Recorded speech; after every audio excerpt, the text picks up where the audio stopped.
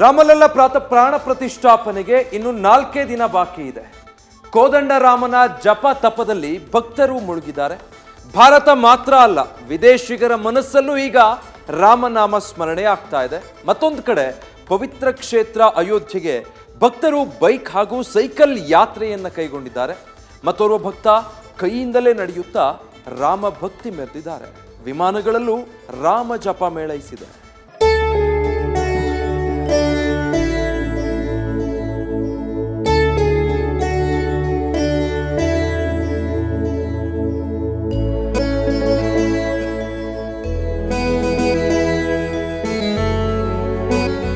ದಶರಥ ನಂದನ, ಕೌಸಲ್ಯ ಸುಪ್ರಜಾ ರಾಮ, ಮರ್ಯಾದಾ ಪುರುಷೋತ್ತಮ, ಅಸಂಖ್ಯ ಭಕ್ತರ ನಿಜಗುಣ ಶ್ಯಾಮ. ಅಯೋಧ್ಯೆಯಲ್ಲಿ ಗತವೈಭವ ಝೇಂಕರಿಸಿದೆ. ಭಕ್ತಿಯ ಪರಕಾಷ್ಠೆಯಲ್ಲಿ ಮಿಂದೇಳುತ್ತಿದ್ದಾರೆ ಕೋಟ್ಯಾಂತರ ಭಕ್ತರು.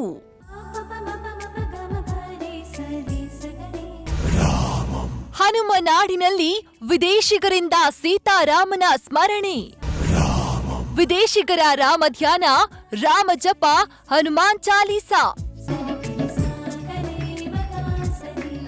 ರಾಮ ಮಂದಿರಕ್ಕಾಗಿ ಹಿಂದೂ ಸಮುದಾಯ ಶತಮಾನಗಳ ಕಾಲ ಕಾದು ಕುಳಿತಿದ್ದ ಅಮೃತ ಗಳಿಗೆ ಬಂದೇ ಬಿಟ್ಟಿದೆ. ಇನ್ನು 4 ದಿನಗಳಲ್ಲಿ ಬಾಲರಾಮನ ಪ್ರತಿಷ್ಠಾಪನೆಯಾಗಲಿದ್ದು, ಇತ್ತ ಕೊಪ್ಪಳ ಜಿಲ್ಲೆ ಗಂಗಾವತಿಯ ಬಾಲಾಂಜನೇಯ ಬೆಟ್ಟಕ್ಕೆ ವಿದೇಶಿಗರು ಭೇಟಿ ನೀಡ್ತಾ ಇದ್ದು ರಾಮಸ್ಮರಣೆಯಲ್ಲಿ ತಲ್ಲೀನರಾಗಿದ್ದಾರೆ. ರಾಮ ಭಜನೆಯ ಜೊತೆಗೆ ಹನುಮಾನ್ ಚಾಲೀಸಾ ಪಠಿಸುತ್ತಿದ್ದಾರೆ.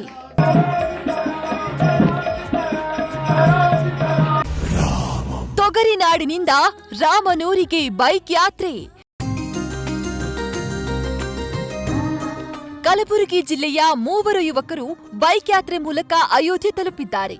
ಅಜಲಪುರದ ಶಶಿತೋಳನೂರ, ಬೈರಾಮಡಕಿಯ ಮಲ್ಲಿನಾಥ್ ಬದ್ರಿ, ಕೆಂಬಾವಿಯ ಅಭಿ ಗುತ್ತೇದಾರ್ ಕೊರೆವ ಚಳಿಯನ್ನು ಲೆಕ್ಕಿಸದೆ ಬೈಕ್ ರೈಡ್ ಮೂಲಕ ರಾಮಲಲ್ಲ ಪ್ರತಿಷ್ಠಾಪನೆ ಕಣ್ತುಂಬಿಕೊಳ್ಳಲು ಅಯೋಧ್ಯೆ ತಲುಪಿದ್ದಾರೆ.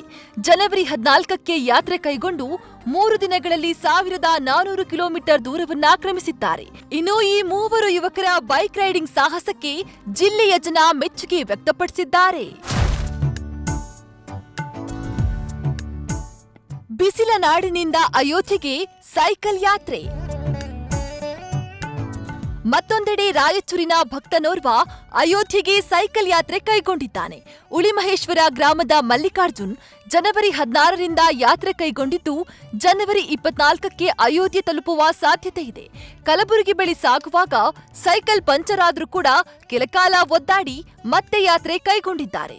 ಎಷ್ಟೇ ಕಷ್ಟ ಬಂದ್ರೂ ಕೂಡ ಸೈಕಲ್ ಮೂಲಕವೇ ಅಯೋಧ್ಯೆಗೆ ಹೋಗಿ ರಾಮನ ದರ್ಶನ ಮಾಡುವ ವಿಶ್ವಾಸವನ್ನ ವ್ಯಕ್ತಪಡಿಸಿದ್ದಾರೆ.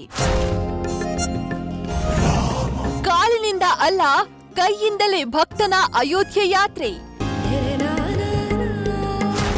ಬೈಕ್, ಸೈಕಲ್ ಅಥವಾ ಪಾದಯಾತ್ರೆ ಮೂಲಕ ಅನೇಕರು ಅಯೋಧ್ಯೆ ಯಾತ್ರೆಯನ್ನ ಕೈಗೊಂಡಿದ್ದಾರೆ. ಆದ್ರೆ ಮಧ್ಯಪ್ರದೇಶದ ವಿಶೇಷ ಚೇತನ ಭಕ್ತರೊಬ್ಬರು ತಲೆ ಕೆಳಗಾಗಿ ಕೈಯಿಂದಲೇ ಯಾತ್ರೆ ಕೈಗೊಂಡಿದ್ದಾರೆ. ಇವರ 2 ಕಾಲು ತುಂಡಾಗಿದ್ದು ಕೈ ಮೂಲಕವೇ ಅಯೋಧ್ಯೆಯತ್ತ ಸಾಗಿದ್ದಾರೆ. ಭಕ್ತರ ಕೈ ಮೇಲೆ ಹಚ್ಚೆಯಲ್ಲಿ ಅರಳಿದ ಶ್ರೀರಾಮ. ಬೆಳಗಾವಿಯಲ್ಲಿ ಶಾಸಕರ ವಿನೂತನ ಅಭಿಯಾನ. ಬೆಳಗಾವಿಯಲ್ಲಿ ಶ್ರೀರಾಮನ ಉಚಿತ ಟ್ಯಾಟೂ ಅಭಿಯಾನ ಕೂಡ ನಡೆಸಲಾಗ್ತಾ ಇದೆ. ಬೆಳಗಾವಿ ದಕ್ಷಿಣ ಕ್ಷೇತ್ರದ ಶಾಸಕ ಅಭಯ್ ಪಾಟೀಲ್ 10,000ಕ್ಕೂ ಹೆಚ್ಚು ರಾಮ ಭಕ್ತರಿಗೆ ಟ್ಯಾಟೂ ಹಾಕಿಸುತ್ತಿದ್ದಾರೆ. ಕನ್ನಡ, ಹಿಂದಿ, ಮರಾಠಿ ಭಾಷೆಯಲ್ಲಿ ರಾಮನ ಹಚ್ಚೆ ಹಾಕಿಸಲಾಗ್ತಾ ಇದೆ. ಜನವರಿ 22ರವರೆಗೂ ಈ ಟ್ಯಾಟೂ ಅಭಿಯಾನ ನಡೆಸಲಾಗುತ್ತೆ. ವಿಜಯಪುರದ ಜೆಎಸ್ಎಸ್ ಆಸ್ಪತ್ರೆಯಿಂದ ಉಚಿತ ಹೆರಿಗೆ ಆಫರ್. ಇತ್ತ ವಿಜಯಪುರದ ಜೆಎಸ್ಎಸ್ ಆಸ್ಪತ್ರೆಯಲ್ಲಿ ಗರ್ಭಿಣಿಯರಿಗೆ ಉಚಿತ ಚಿಕಿತ್ಸೆ ಹಾಗೂ ಹೆರಿಗೆ ನಡೆಸಲಾಗ್ತಾ ಇದೆ. ಮುಂದಿನ 5 ದಿನಗಳವರೆಗೆ ಉಚಿತ ತಪಾಸಣೆ ನಡೆಸಲಾಗುತ್ತೆ. ಹೀಗಾಗಿ ಹೆಚ್ಚಿನ ಸಂಖ್ಯೆಯಲ್ಲಿ ಬಂದು ಉಚಿತ ಚಿಕಿತ್ಸೆ ಪಡೆದುಕೊಳ್ಳಿ ಅಂತ ಶಾಸಕ ಬಸನಗೌಡ ಪಾಟೀಲ್ ಯತ್ನಾಳ್ ತಿಳಿಸಿದ್ದಾರೆ. News first bureau. News first ನಿರ್ಭೀತಿಯಿಂದ ನಿಮ್ಮ ಪರವಾಗಿ.